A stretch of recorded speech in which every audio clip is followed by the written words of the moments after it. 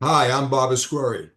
Welcome to the Virtual Roadshow online, Thursday, May 1st, 12 noon, Greenwich Meridian Time, 6 a.m., Omaha, Nebraska. Here we are.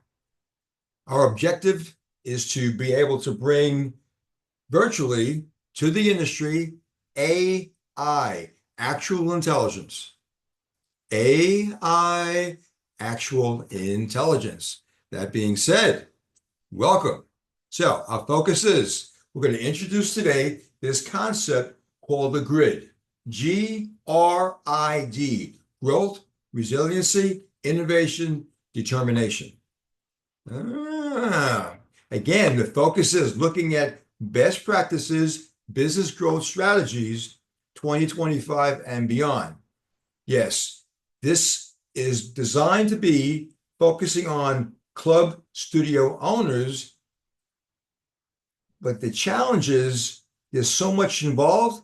We're going to niche down, narrow down, and focus on one component of our businesses, fitness professionals, as we go forward. So again, our focus is best practices from reality, not textbook, not something that's abstract, but something that's happening locally, regionally, nationally, globally as we speak, and is constantly evolving as circumstances basically change. That being said, there are things we did in the past, which was great. It worked then, but then we had this reality called COVID, which started to change the landscape of our industry.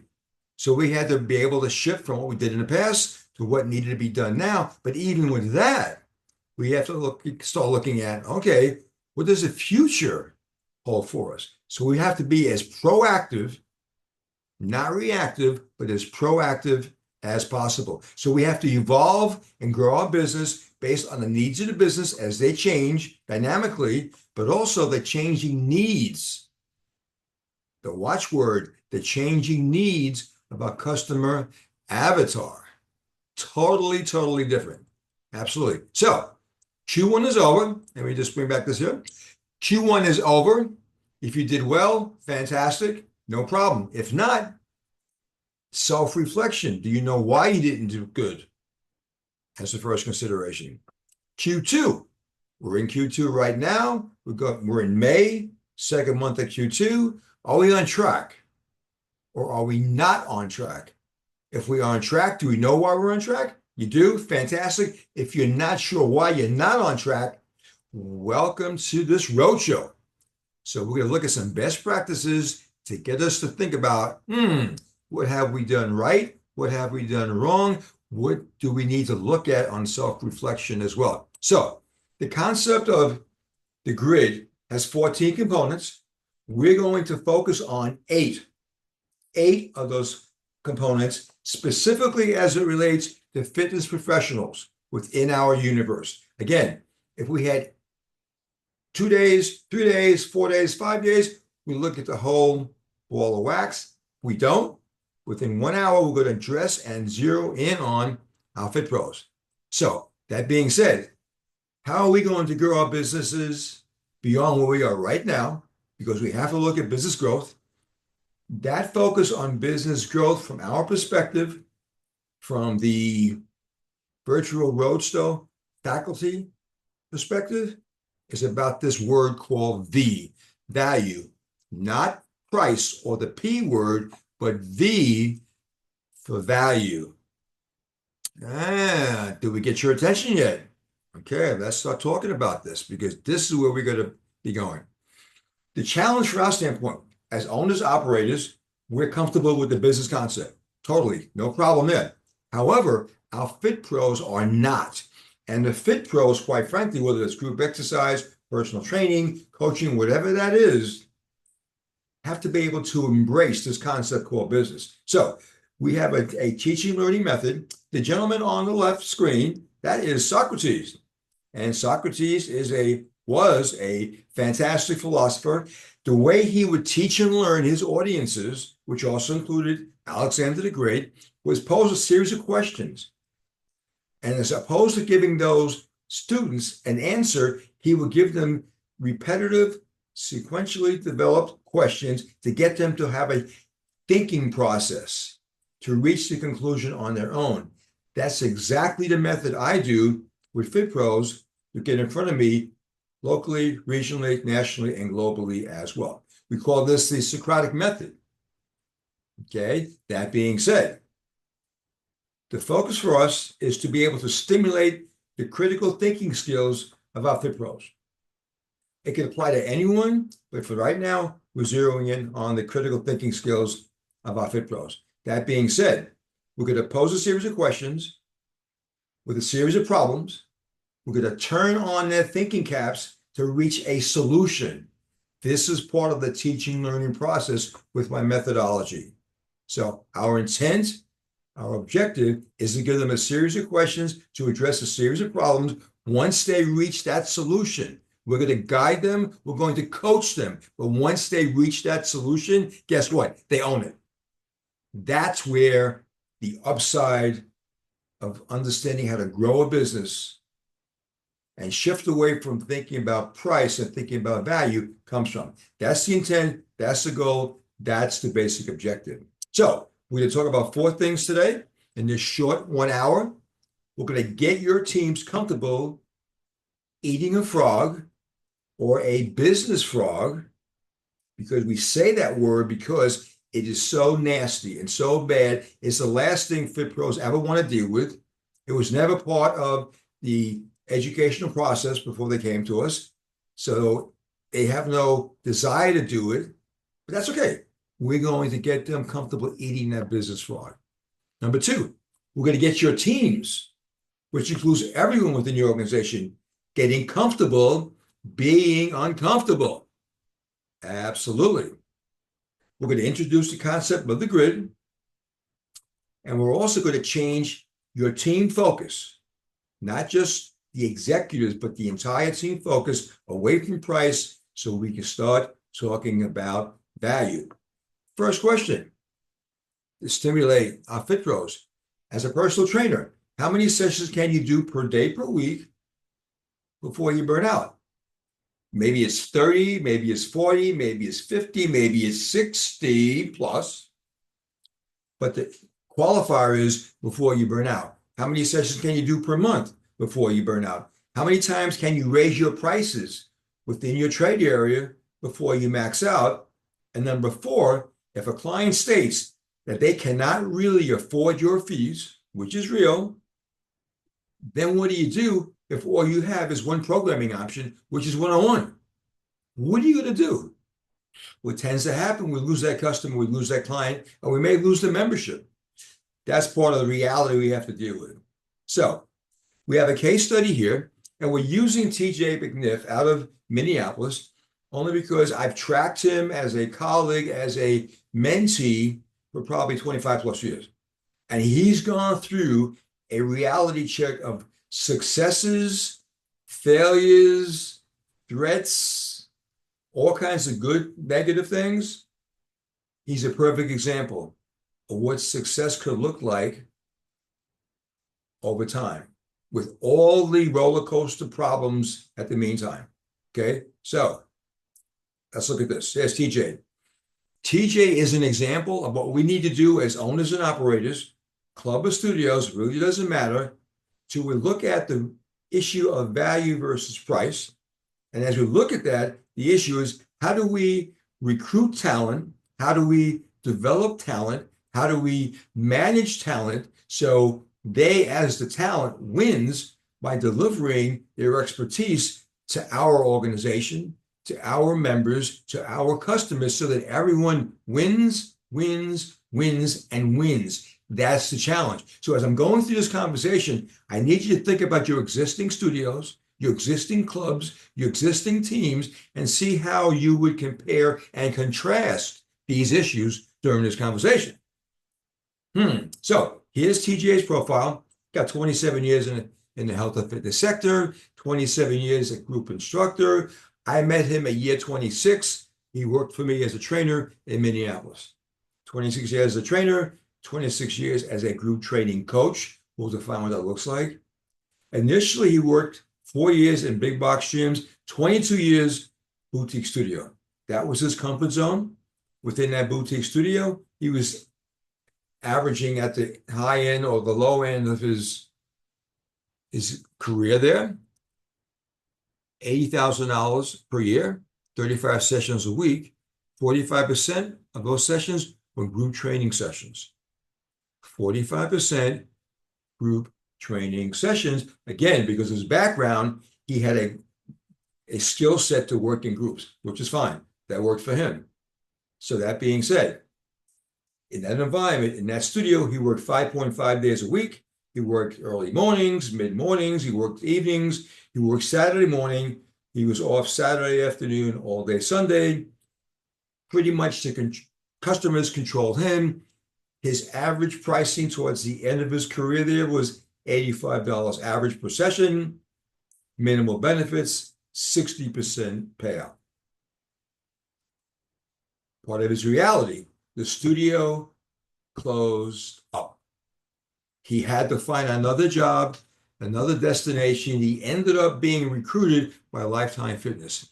So studio back to big box. Now, remember what he did beforehand. Now he's working with Lifetime. He was recruited. He's doing 32 sessions a week. Average pricing per session is $130. Monday, Wednesday, Friday, he works from 6 a.m. to 1 p.m. Tuesday, 6 a.m. to 12:30. Thursday, 6 a.m. to 12. He doesn't work evenings, does not work on weekends. Total payout, 60%. He gets paid 22% commission on everything he sells and a 38% commission on every service, all the services that he basically delivers. Level 5 trainer, dynamic personal trainer, Lifetime, Minneapolis. Notice the shift. Something happened here. He was deliberately recruited into this organization. And we're going to talk about some of the subtleties that made him really, really successful. So that being said, I would say that on top of the compensation, we have icing on the cake for this case study. And that basic compensation or the icing on the cake, quite frankly, is going to look like this. It was basically his full-time benefits. You back up here. His full-time benefits, which included medical, dental, vision, vacation, sick days, 401k. He contributes, Lifetime contributes, plus he's entitled to a quarterly bonus based on performance of 22 shares per quarter. So his first year at Lifetime, he received 88 shares of Lifetime stock. The value of his annual benefits, $10,000 plus or minus. $10,000 plus or minus. He was recruited, he was managed, he's trained up, he's happy.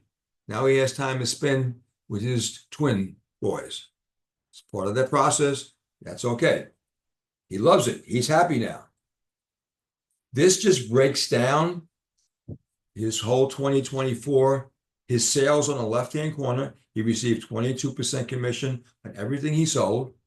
Next column, his commission on what he delivered, 38% commission. So he actually sold in 2024, going to the bottom, $173,000 worth of personal training services, all one-on-one. He delivered $176,000 in services. His total compensation on the extreme right-hand column was $106,000 plus. $106,000 compared to what he made working at the studio. Definitely a shift. Still happy. He's a happy camper. And he's still there. Do we have your attention yet? The dynamics of what's happening here is critical because even though every viewer may not be Lifetime Fitness, there are dynamics within your organization that can help you recruit, develop, and manage fit pros basically to drive your business. So that being said, what I'm bringing to the table is my experiences coming up the ranks as an aerobics instructor initially, number one, going from being an aerobic instructor to being a group exercise instructor, number two. Again, going through my development process, I had mentors who developed me along the way. My third mentor was able to develop and add to my expertise my ability to be a successful personal trainer. Absolutely, definitely made that happen, and then became a personal coach. The personal coaching issue is the skill set blend of the expertise of group exercise, personal training to become a coach. It changes the entire dynamics. That being said, I was recruited from there in 1993 by Equinox in New York City to be there a group exercise instructor as a personal trainer as I waited to be in the bullpen, called up to be their second fitness director in New York City. So when that happened back in 1993, 1994, ran one club for Equinox. By the end of my 5 years there, was running 4 clubs.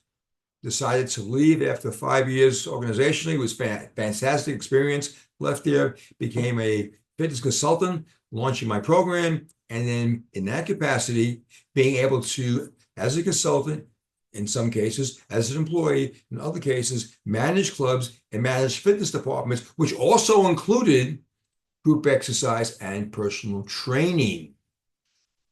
Group exercise and personal training. Again, background, experience, training, or to my reality, boom, it works. So with my background experiences, I became a hybrid fit pro, which meant that I can teach group exercise classes. As a group exercise instructor, I can draw my potential training clients from my classes. Number one, besides doing one-on-one, I'm able to do two-on-one, small group, and large group training. Based on my background, I'm touching more customers beyond just one-on-one limitations. Different paradigm shift now.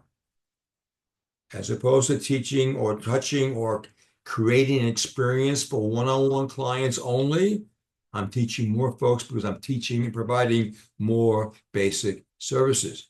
This graphic depicts my global image of a hybrid fit pro who's highly trained. So right now in your club environment, how many hybrid fit pros do you have who can deliver those potential services? This list, tip of the iceberg, this just shows some of the folks locally, nationally, globally, who are hybrid fit pros. These folks do everything. Pete McCall, Ann Gilbert, Abby Apple, Diva Richards. You got Kelly Roberts, Ann Batul, one of our colleagues in the UK, Joanne Groves, Irene McCormick, Debbie Bellinger, Ellen DeWord, Dane Robinson, Marvin Burton in the UK, Cecily Guest in the Bay Area, Steve Barrett, again in the UK, Roberto Milani in the Bay Area in California. For every one of these individual hybrid fit pros, there are thousands of these folks all over the world who are doing just that, delivering great service, delivering great value as they build their organizations, and if they work for you, as they help you build your organizations financially. How many hybrids do you have in your facilities right now that you know of? More importantly, what's the potential to grow this skill set as well? These folks are instructors. We are trainers. We are coaches. We are leaders. This is our future. We touch more people. We impact more people. We're able to be entrepreneurs who can deliver your branding message quite successfully if you recruit, develop, and manage these folks up. And that is a big, big if. So again, the question I'm going to pose again to trainers, but to you, how many sessions can you deliver per day, per week? Again, I've seen a number, 50 sessions a week, 60 sessions a week. That's not realistic. Those folks are going to burn out. You've got to be able to give them a way to survive without burning out and have a viable career opportunity with the ability to pay their bills and raise their families. How many sessions can they do a month? What are you going to do when you raise the prices and you bottom out? What flexibility do you have there? We will discuss what that looks like, tastes like, feels like as we progress in this whole conversation. So we're going to identify the 8 skill sets of the 14 in the grid, specifically looking at the fitness professional.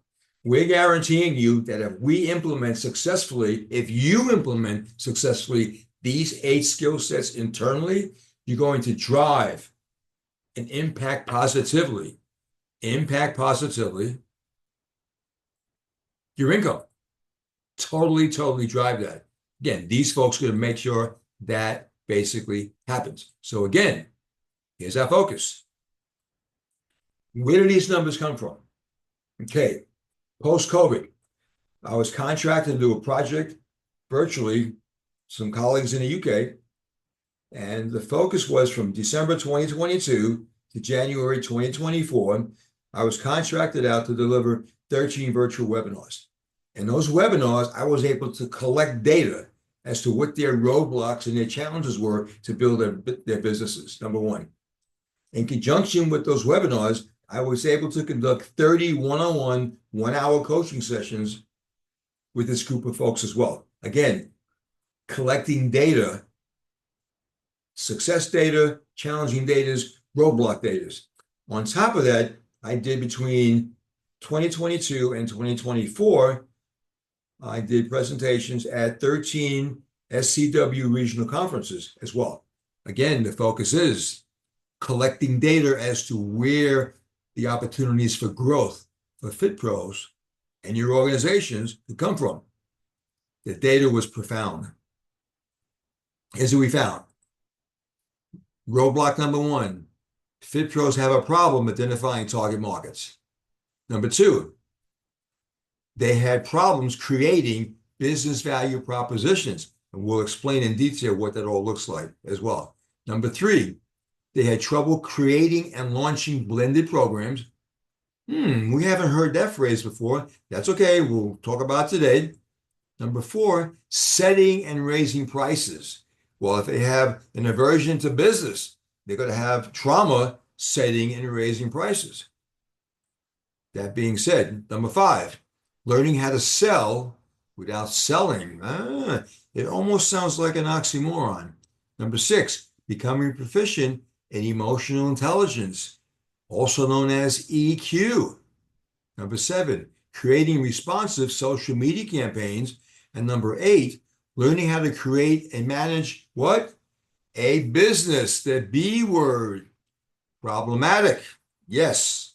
So if we can master and improve the skill sets of these 8 challenges, our position is this. We're able to increase the Fit Pro value proposition. That is, their branding value is going to go up, number 1. Number 2, their recruitment of customers is going to go up. The retention rate of those customers are going to go up. The referral rates from these customers who are happy is going to go up. The customer lifetime value contribution to them as your professionals and to you as an organization is going to go up. Their gross and net income is going to increase. And guess what? If it's priced correctly, your gross and net income is going to go up as well. So let's talk about target markets as an example. Who is your customer avatar? You as a club owner, you as a studio owner, you as an operator. What does that look like is the first basic question. And quite frankly, the challenge is, are we really ready to dig in deep? So we've classified 2 different categories of customers. We have category 1, active adults. Category 2, inactive adults. Their needs, their wants, their goals are definitely different, almost opposite, but because they're different, their physiological profiles, their psychological profiles are going to be so distinct that it's going to impact their program design and their physical activity selection processes. That's how profound it is. But if you don't understand that going in, we're going to miss this and disconnect it. So right now, we as a sector, depending on where you are geographically in the world, in the US, we've got 21% plus or minus of folks in our facilities. And their needs and wants and goals are very distinct. The other 80% plus or minus are not in our facilities, but if we want to get them into our facilities, we have to address their unique physiological and psychological profiles, needs and wants as well. So the programming is different. Are we prepared to address that distinction? Do we have the flexibility and the training skill sets to address that distinction? Most of us don't. That's a challenge, but that's okay. It's an opportunity. It's an opportunity if we're entrepreneurial, if we're customer centric. Notice I'm adding a couple of words here: entrepreneurial focused, customer centric focused. If the organization is that way, our fit pros who deliver the services must be that way as well. And if not, who's training up? Who's going to train them up is a basic consideration as well. So that being said, here's a sample of a club in Florida, Fit Her Fitness for Women. Their programming focus is health, wellness, and fitness. Female only, 48 to 90 plus years of age. But after COVID, they picked up a segment, a new demographic segment, 25-year-old women who have image issues who refuse to go into a co-ed facility. They want to feel safe and secure, not intimidated. They came and joined Ann Gilbert's facility, which is fine. So her demographic profile, besides being female, is active and inactive ages. And she's been doing this for years. Okay. Second sample, different type of demographic, gravity and oxygen, fitness focus, sports performance focus, post-rehab, 60% female, 40% male, average age 40 years of age, in a boutique studio. Totally different, but that's okay. It's giving you an idea of what an avatar potentially looks like. Okay, the folks that go to Ann are not going to go into gravity and oxygen, and the folks that go to gravity and oxygen are not going to go to Ann necessarily. Here's another sample or example.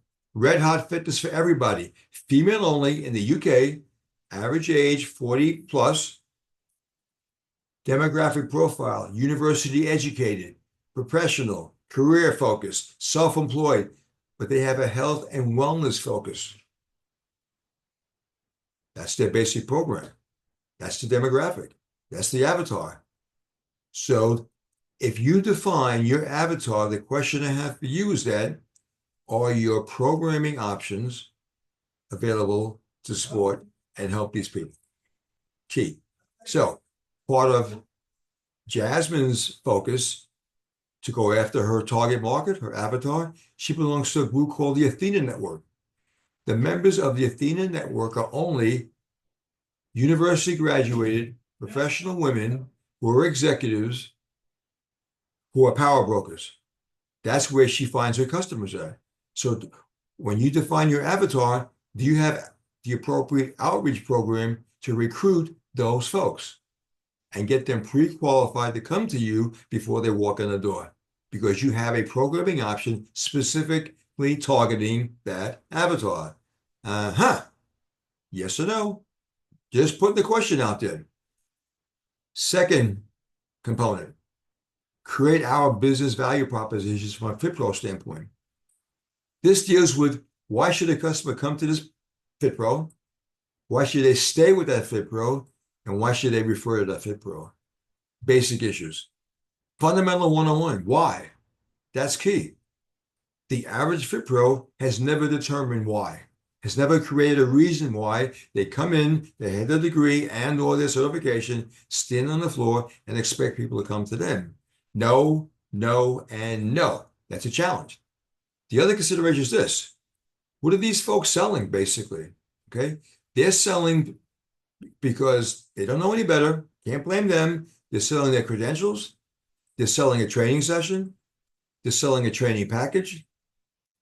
They're selling a pricing option. No, no, no, and no.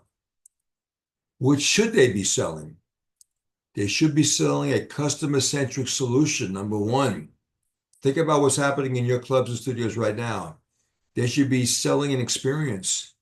They should be selling an expectation. They should be selling a value proposition or a series of value propositions. Notice the difference. Everything here is about value. Everything on the other side is about price. In your clubs right now, in your studios right now, what are you selling? What are they selling? Now, If you decide to accept it, your mission, if you decide to accept it, are your fit pros solving problems that address the needs of the customers with the appropriate solutions that are customer centric?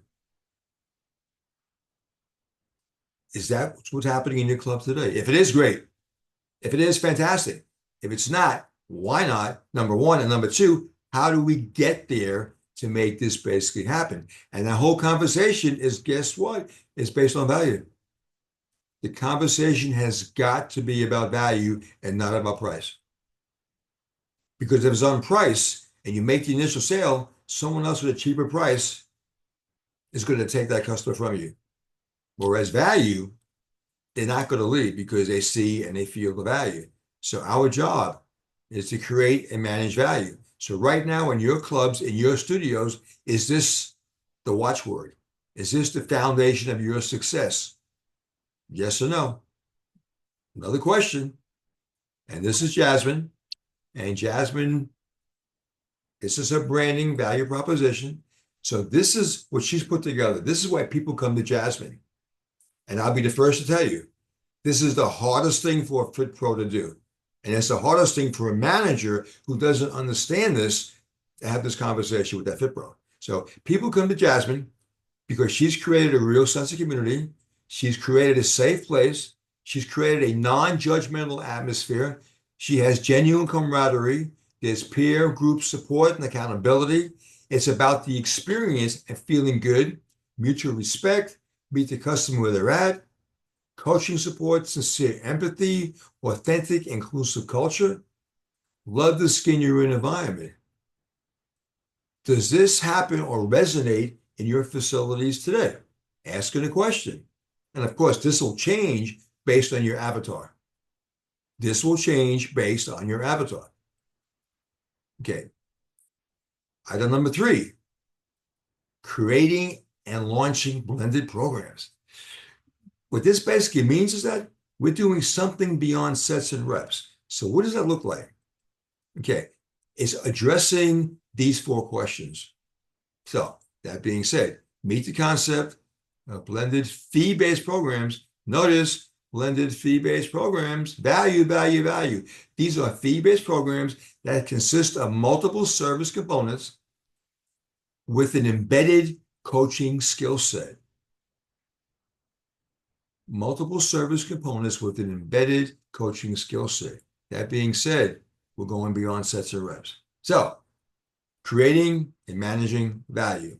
Example number 1, Irene McCormick. A year and a half ago, she said, Bob, I need to create a branded program that speaks to me. Okay, who do you train? Women. Wait, women only? You don't train men? So why don't you create a women's health initiative? Good idea, Bob. She launched the McCormick Women's Health Initiative because that's her brand. That's her avatar. And everything she's built up around is about that avatar. Fantastic. So the first component of that initiative was the Just Start Menopause Wellness Coaching for Women by Irene McCormick. Very specific. That's her avatar.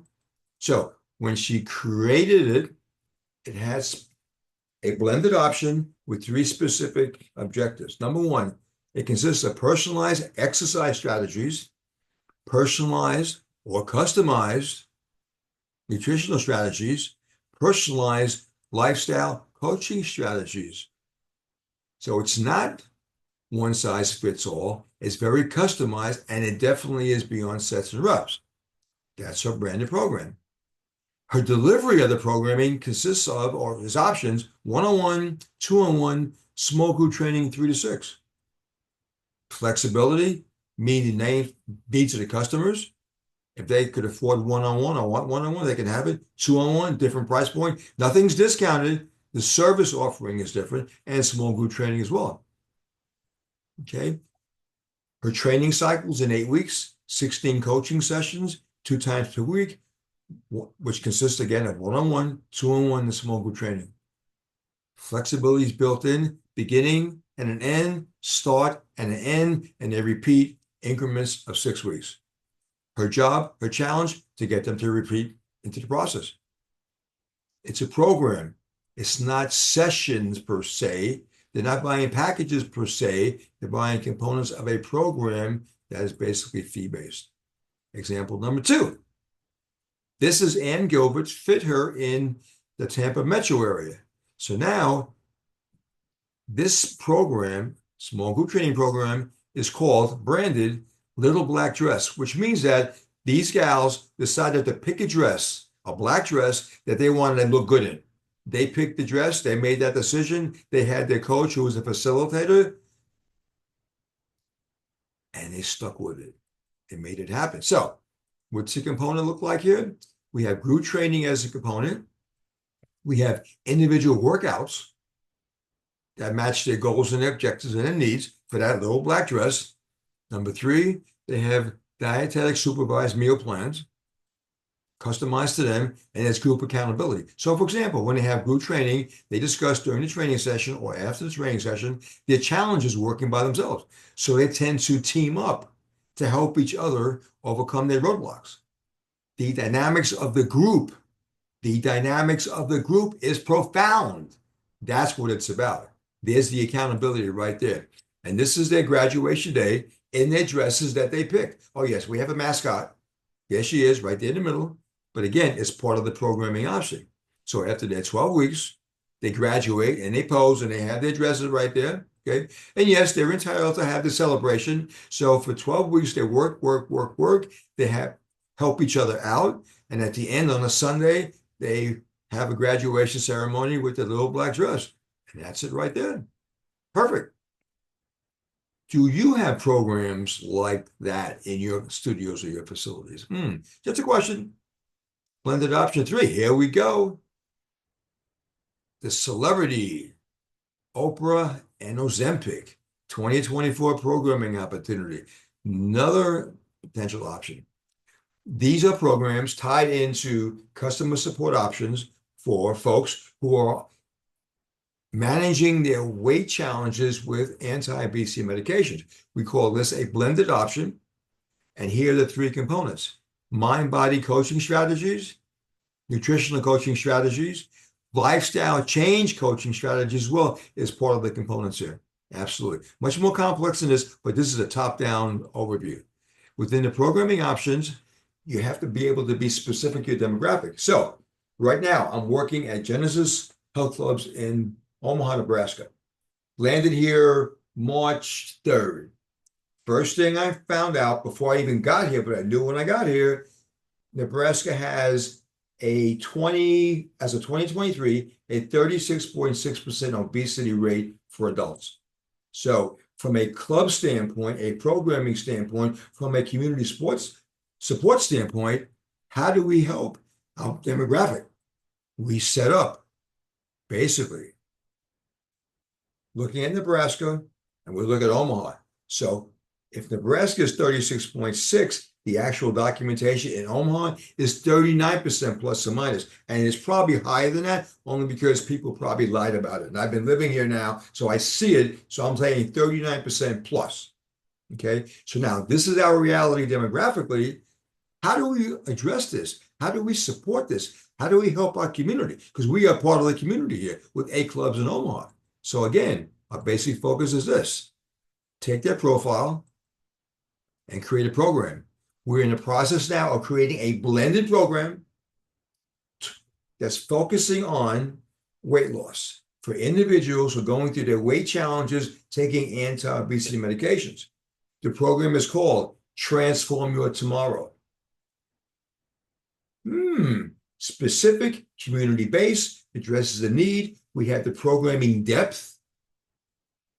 We have the facilities to make this happen. How are you addressing this issue within your local areas, your local communities, in your regions, nationwide, depending on how big a network you have of clubs? Okay. But again, our objective is to look at mind-body coaching strategies, nutritional coaching strategies, and lifestyle change strategies as well. We are beyond sets and reps. The delivery, 1-on-1, 2-on-1, small group training, 3 to 6, 3 to 8, depending on the club and the environment and the programming options right there. Why blended fee-based programs? We're able to have flexible programming and flexible pricing options that meet customer demand. What the demand is based not on price. The demand is based on value, the V word. So as an example, this is a profile of what that could look like potentially for that demographic. From A to F, we have programming options: group exercise, 1-on-1, 2-on-1, small group, large group, if and when appropriate, and health and wellness coaching. But here's the uniqueness. We have the ability to deliver the programming either land-based or aquatics-based, depending on the facilities and or the needs of the customer. Depending on the facilities, I'm going to say this again, and the needs of the customer. Yes, absolutely. And this is a sample of the pricing scenario. Group exercise, for example, $40, 1-on-1 maybe 70. If we do 2-on-1, the price ranges between 100 to 240 divided by 2. Small group, 150 to 210, depending on 4 to 7, 3 to 8. Large group there, health and coaching there. So again, flexible programming and flexible pricing. The issue is that if the programming supports the quality, the pricing is not going to be an issue. The issue is the value of the programming that's delivered by our coaches. Number 4, getting comfortable setting and raising prices. Now, this is tricky. Now, my guy, TJ, he had a hard time with price increases and setting prices. And even though he was highly educated, the fact that he did not have a college degree was a problem for him. It was an absolute problem for him. But that's okay. We got through that, but I want to show you just briefly what he went through. He was highly credentialed, Group X personal trainer, great relationship builder because of Group X. He offered flexible, customer-centric solutions and prices. Average income, $80,000, but he never had the confidence to price the value the way it should have been priced. Even though I was coaching him, I wasn't there, and I really couldn't get him off the dime, but that's okay. It made it more difficult because he ended up being married, and his wife made more money than him, so he didn't have an incentive to really worry about price. But again, the quality he delivered was fantastic. But his lack of confidence was an issue and was a challenge. So he also was not able to articulate the YTJ, which is normal. He needed to be coached on site locally to give people a set of confidence as to YTJ. But here's the irony. When the studio closed up, he had an offer to go to Lifetime and take his 20 customers with him. So they were paying more money, or would be paying more money at Lifetime, 130 versus 85 plus or minus. They didn't pay a membership over at the studio, but they had to a Lifetime. So he apologized for the high price. He apologized for the membership they had to pay. His 20 people in unison said he'd been undercharging them from their perspective for 15 years. They knew that. They stayed with him. So when they asked him to go, fine, no problem. He didn't lose one person. Not one person. Another weakness we have, and I ask my trainers this all the time. If someone comes to you on the floor and asks you how much you charge, what do you say? In unison, they all tell them the price. I said, no. They have no reference to what the price means. So whatever price you say is going to be too high. So therefore, you're not going to make it and be successful. Don't talk about price. Talk about their needs and wants and goals and how your programming skill sets are going to solve that problem. Oh, how do you coach that up? What happens in your clubs today as an owner-operator? So again, from a pricing standpoint, yes, credentials are important. Your demographic target market is going to be a consideration. Having flexible programming and pricing options is a consideration. Your value propositions, I mean, Fit Pros, your why me is going to be an issue. And your sense of community with peer group accountability is going to be there. But taken together, this constitutes a value proposition if it's positioned correctly. Again, if it's done right, we'll have no problem setting initial prices and definitely no problem raising prices as appropriate, provided the value is there. Provided the value is there. Number 5, becoming proficient in emotional intelligence, EIEQ. Okay, what is this thing? Emotional intelligence is the art and science. Art is gray, science is black and white, but personal and interpersonal effectiveness. Think about your team now. Do they have this skill set? Do they understand EI? And these are the 5 components of emotional intelligence: empathy, social skills, self-awareness, self-regulation, and motivation. But here's the upside. This isn't just about the customer. This is about us, our ability to interface and build relationships with your customers, their clients. Most of us are not officially trained in these skill sets at all. So we're saying in our model, if we're able to create skill sets and develop their emotional intelligence, they'll have a better ability to create and manage a customer-centric experience. To create, manage, and deliver consistent, high-level customer experiences based on a positive engagement. Right now, how would you rate your folks in your clubs? Relationship building concept. Here we go. Typical. Lou does not want to be with Fred. Fred is condemning Lou. Here's Fred's thing, his unspoken word. How dare you be fighting in my office, says Fred to Lou. And Lou says, what am I doing in this place? I don't belong in here. I don't need to be in here. I need to escape. But how do we change this dynamic around from an EI, EQ perspective? Something simple. Lou wants to be there now. Fred's making it feel comfortable. Fred's making it feel safe. Can your folks do this in your clubs, in your studios right now? So profound is the value of emotional intelligence that our colleagues in the psychology side say, hey, if IQ talks about hard skills, then EI talks about soft skills. We need to call EIEQ to be consistent with IQ. We totally agree. We absolutely agree. Our fitness professionals need to have a balance of both. Need to have a balance of both. How many of your folks right now have that balance of both? Just asking the question, how do we know if it's working? When the value delivered by your teams outweigh the price, and nobody complains about the price. That's how we know. Christmas, December 25th, 2023, the UK.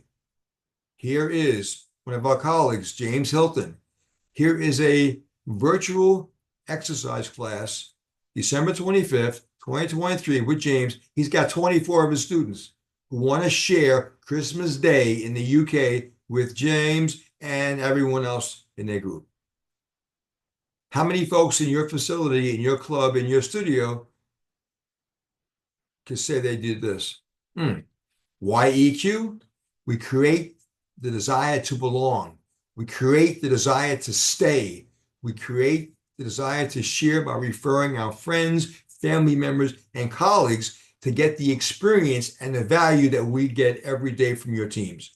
Yes, we agree.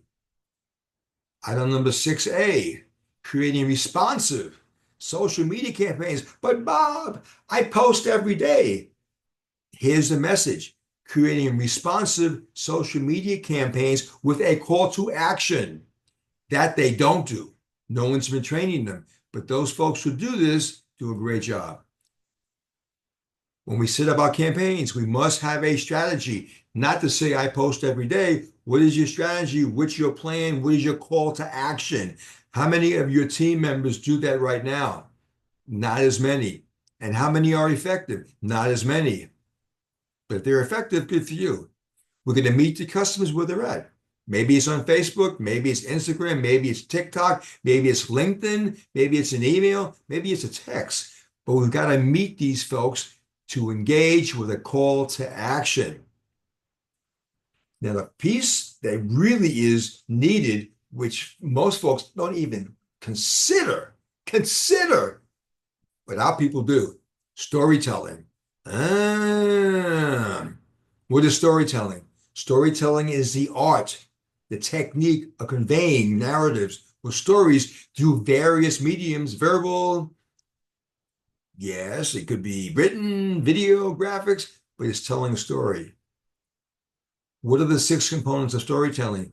Creating a feeling. This is your fit pros, your team leaders, creating a purpose, creating a hero, which is the customer who's getting great results, customers who love what they're doing, customers who are comfortable talking about the success and progress and the experience they're getting from your fit pros and your studios and your clubs, creating emotions, creating unexpected surprise, simple and focused. But Bob, I can't ask for that. I don't feel comfortable. TJ was notorious. He felt insecure. But right now, the only way you get to TJ is a referral.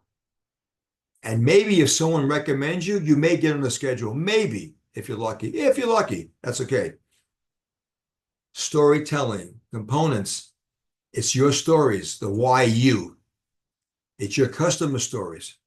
If you have a customer whose partner or spouse loves the accomplishments, I want to get that partner or spouse's testimony to talk about their partner getting results from me. I want those non-customer testimonies and those stories.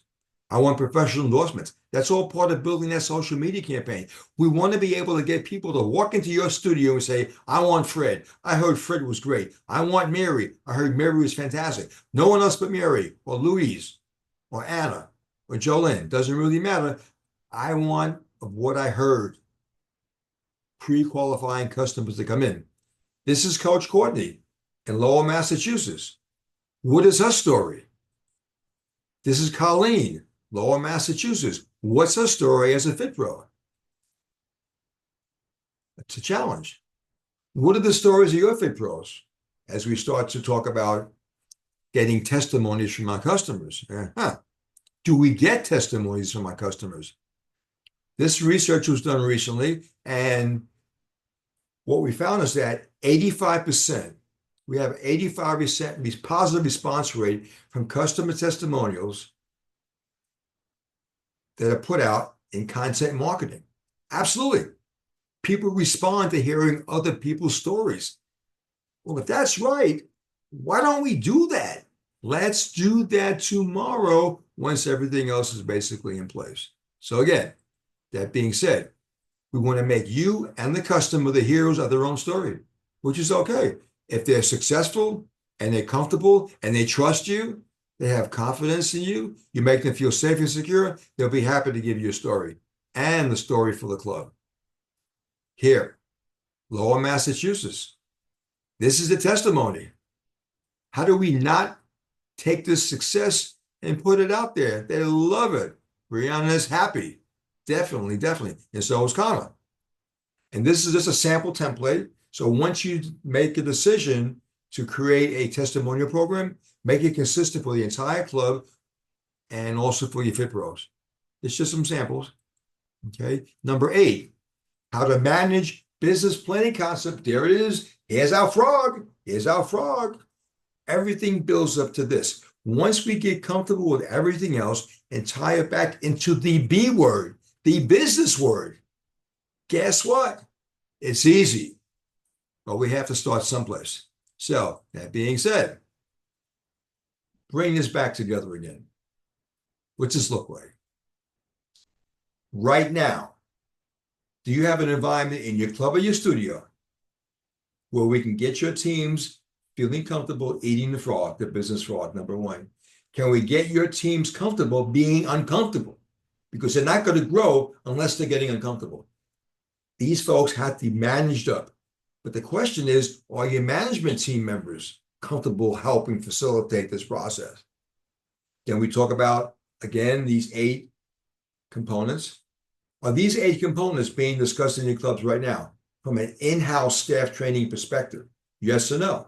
Is it partially being done, not being done, 3/4 being done? Whatever it is, if it's not being done comprehensively, we're missing a boat here. And then are we changing the focus entirely from price to value? If you're hitting your numbers, you're probably doing a great job. If you're not, you're probably not having these components discussed and reviewed. But again, are you hiring to fill a time slot? Are you recruiting an expectation to deliver a level of service that no one else in your marketplace can deliver but your team, your facilities, and your programming? Are you recruiting, developing, and managing your talent? Most places don't. They hire and they leave. They hire and they fire. Successful organizations recruit, develop, manage, and retain. Recruit, develop, manage, and retain talent to deliver an expectation to a specific avatar. Again, what about challenge? Maybe if we don't do anything, something is magically going to happen. More clubs and more studios think like this than I share to discuss. But we have to stop doing that. And at the end of the day, our basic consideration and our focus, this is our syndrome, should have, would have, could have, but our recommendation and the outcome is we did. Get it done. Stop talking about it and thinking maybe it'll happen by osmosis. No. Business planning fundamentals 101. It has to basically happen deliberately, intentionally, and someone has to be in charge. Okay. Questions. A lot of information. And again, we recognize we only focus on your fit pros. The same kind of conversation has to work with housekeeping, group exercise, but by definition, I'm looking at the fit pro, I'm looking at the hybrid, aquatics programming, equipment repair, equipment acquisition. All these things have to be addressed. But again, here's where we start from this presentation that started 12 noon, May 1st, Greenwich Meridian Time, 6 a.m. Central Standard Time, with me being in Omaha, Nebraska. But again, there is no such thing as a bad question. What's bad is having a question and not answering that basic question. So again, we thank you for joining us. I want to thank the esteemed, the well-recognized Doug Salesmaker Miller himself for inviting me to join the Global Virtual Roadshow faculty. And don't be a stranger. There's more to follow. Thank you. Have a great, great end of Q2, powerful Q3, powerful Q4 as we go into Q1 2026. Take care. Bye. Good luck.